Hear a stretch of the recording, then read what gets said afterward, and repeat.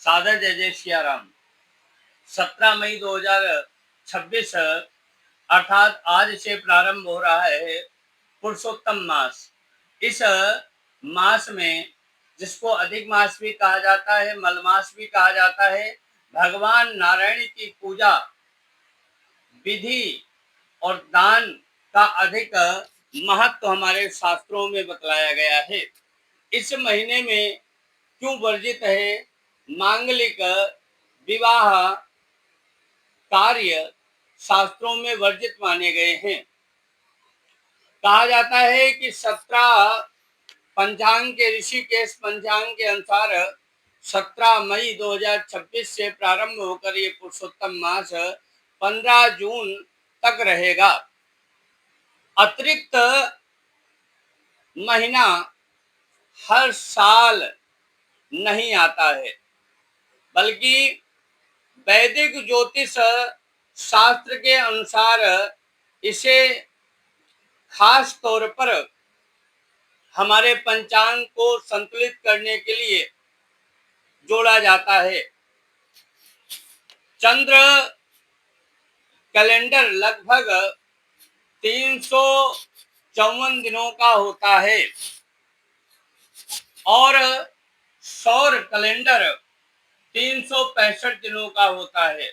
ऐसे में दोनों के बीच तालमेल बनाए रखने के लिए अधिक मास रखा जाता है, ताकि हमारे त्योहार सही मौसम में ही आ सके। इसीलिए पुरुषोत्तम मास कहा जाता है। इस मास में भगवान नारायण को समर्पित ये मास माना जाता है। हमारे यहाँ धार्मिक शास्त्रों की मान्यताओं के अनुसार इस माह में किए गए पूजा पाठ, दान, ध्यान का फल कई गुना बढ़ जाता है। इसलिए इसे एक तरह से पूरे महीने चलने वाला आध्यात्मिक उत्सव भी कहा जा सकता है। अधिक मास में पुण्य कमाने का सबसे अच्छा समय माना जाता है। यह एक ऐसा अवसर है, आपको गंवाना नहीं चाहिए।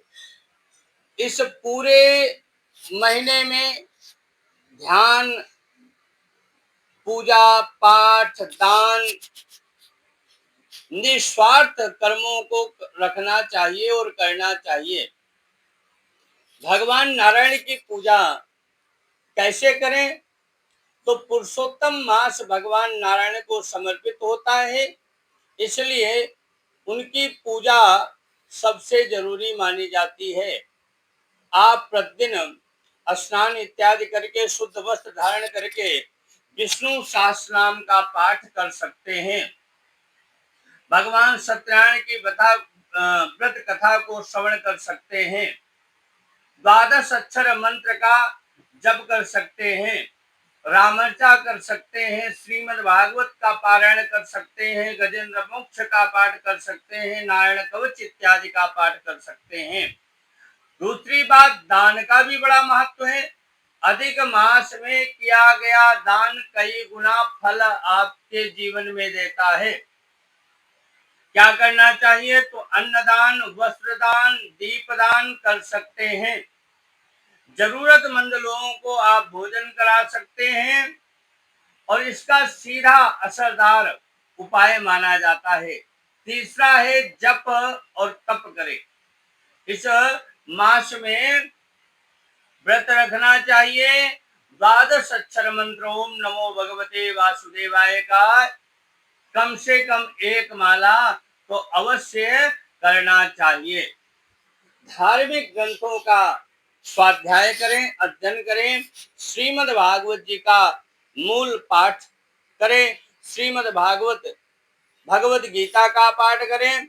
रामायण जैसे पवित्र ग्रंथों का स्वाध्याय करना चाहिए, पाठ पारायण करना चाहिए।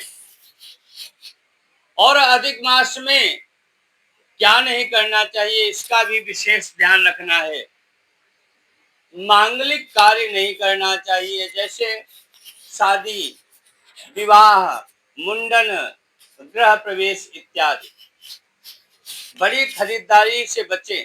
नया घर, गाड़ी, महंगे गहने इत्यादि नहीं खरीदना है। बिजनेस इत्यादि जो नवीन बिजनेस हो उसकी भी शुरुआत नहीं करनी है। क्यों टाले जाते हैं ये काम, इस पे विशेष ध्यान से आप इसको श्रवण करिए, क्योंकि ये सभी काम हमारी इच्छाओं और भौतिक सुखों से जुड़े हुए हैं।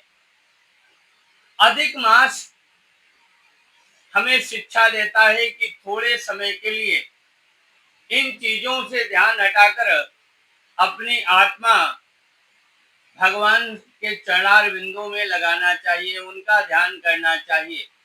पूरे महीने व्रत करना चाहिए। जो लोग अधिक मास में भक्ति को और गहरा बनाना चाहते हो तो आप व्रत रहें, शुद्ध सात्विक आहार ग्रहण करें, शाम को दीपदान करें, ब्रह्म मुहूर्त में सूर्योदय से पहले स्नान इत्यादि कर लें। और लेकिन विशेष ध्यान रखना है, यह व्रत शरीर को कष्ट देने के लिए नहीं है, बल्कि मन को शांत करने के लिए, भगवान की भक्ति में लगाने के लिए किया जाता है। अधिक मास में जो व्यक्ति भगवान विष्णु का ध्यान करता है, उनकी पूजा पाठ करता है, दान करता है, अच्छे कर्म करता है, भगवान नारायण की कृपा उन पर होती है, उनका विशेष अनुकंपा प्राप्त होती है और इस मास में किए गए दान पुण्य का अधिक से अधिक पुण्य आपके जीवन में प्राप्त होता है। हमसे संपर्क करने के लिए, अधिक जानकारी के लिए आप संपर्क कर सकते हैं 87 073 53 53 3 पर। सादर जय जय सिया राम।